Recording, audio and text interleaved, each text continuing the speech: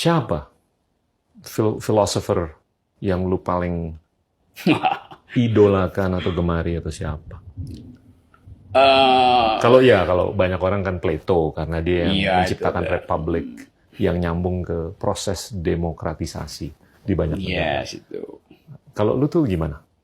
Secara individual, kalau kita mau dekatkan karakter kita dengan seorang filsuf, itu kan tergantung apa yang jadi problem hidupnya gitu kan.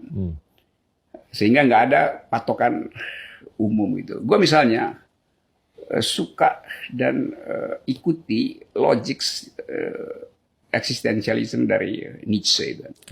Karena dia mampu untuk nerobos persembunyian etik yang palsu pada zaman itu, Christianity yang dianggap segala macam itu, dengan mengucapkan bahwa the will to power, bahwa segala sesuatu akan kembali secara eternal. Kan itu merangsang kita untuk berpikir tentang bagaimana cara dia melihat keadaan sehingga dia menimbulkan filsafat eksistensial itu. Itu bagian filsafat yang ke dalam gitu buat mempersiapkan fasilitas batin berhadapan dengan kerumitan dunia itu. Dan saya kira tuh tahun-tahun 60-an semua orang itu gandrung dengan eksistensialisme kan. Dia mempengaruhi Beatles, lagu-lagu Beatles. Bagian itu juga masih masuk misalnya pada lirik-lirik dari Nina Simone yang berupaya untuk anti kekuasaan itu. Jadi kita bisa baca filsafat itu menggenangi wilayah-wilayah lain, culture, arsitektur, teknologi segala macam. Nah itu gue sendiri tuh anggap Nietzsche itu. Tapi kalau soal politik ya Nietzsche tidak bicara itu. Gue mesti cari misalnya filsuf Amerika John Rawls misalnya tuh. Yang berupaya mendamaikan, lo di Harvard pasti karena dia profesor di situ, melihat problem justice itu dengan mencoba mendamaikan antara liberal yang klasik dengan solidaritas manusia itu. Sehingga di dalam film West Wing ada caption kalau dia macet perdebatan, call John Rawls. Kan orang, siapa tuh John Rawls? Cuman kita yang belajar begitu aja. Mestinya kan orang juga tahu kan. Dan dianggap John Rawls supirnya si presiden. Kan? John Rawls sudah dianggap tahu banyak hal sehingga call John Rawls. Karena enak itu disebut. Call Cokroaminoto. Wah, call Gita Irawan. Kan begitu kan yang kita inginkan. Nah sekarang banyak filsuf baru yang lebih nyeleneh kayak Slavoj Zizek. Itu perkembangan aja dari pikiran-pikiran klasik Eropa tadi itu. Yang lo sebut dengan bagus tadi. Dia dibenamkan dalam institusi sehingga nggak hilang itu. Pikiran itu. Walaupun pernah gereja satu masa itu memberangus pengetahuan. Dan pengetahuan itu disimpan di dalam museum-museum gereja Katolik. Nah dalam kaitan itu gue mau sebut satu filsuf namanya Umberto Eco tuh.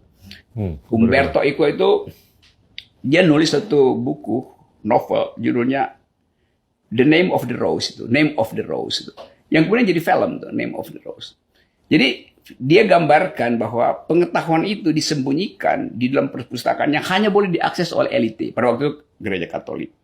Sehingga mereka yang masuk ke situ kalau nggak diizinkan elite pasti mati itu, dianggap ini kutukan Tuhan.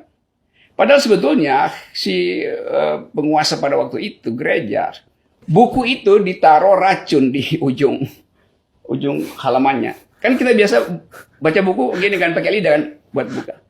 Nah jadi ketahuan yang mati itu sebenarnya karena racun. Karena dia nggak tahu itu ada racun. Kalau yang udah ngerti dia nggak akan pakai lidah tuh. Jadi suatu waktu peristiwa ada orang yang mati meninggal lalu dianggap ini karena melanggar aturan Tuhan. Padahal itu adalah kerjaan kriminal mereka yang hendak menghalangi ilmu pengetahuan. Nah, kayak begituan kan cerita itu aja kan bisa menimbulkan alam pikiran baru pada ilmu pengetahuan kita. Pernah ilmu pengetahuan dihalangi hanya oleh arogansi agama tuh kan. Itu kan dalilnya. Lalu timbul perdebatan. Di kita bagaimana? Apa yang terjadi? Bagaimana dengan Syekh Siti Jenar? Bagaimana dengan Pramudia Anantatur? Kan menimbulkan tadi lu bilang public discourse-nya hidup. Jadi kalau buat disingkat ya kira-kira gua hubungkan antara Nietzsche tadi, John Rawls, Umberto Eco, ya yang lain-lain boleh. Tapi kalau mau belajar, ini buat yang anak-anak milenial yang nonton. Mulailah dengan membaca buku Bertrand Russell, The History of Western Philosophy.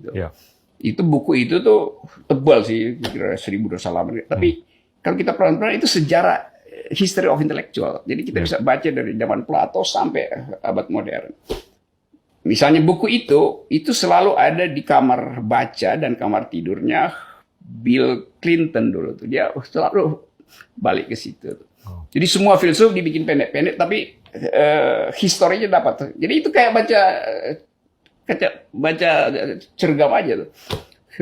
Ya sedikit lebih susah dari baca Shinchan lah, tapi oke kalau dipaksain masih salah.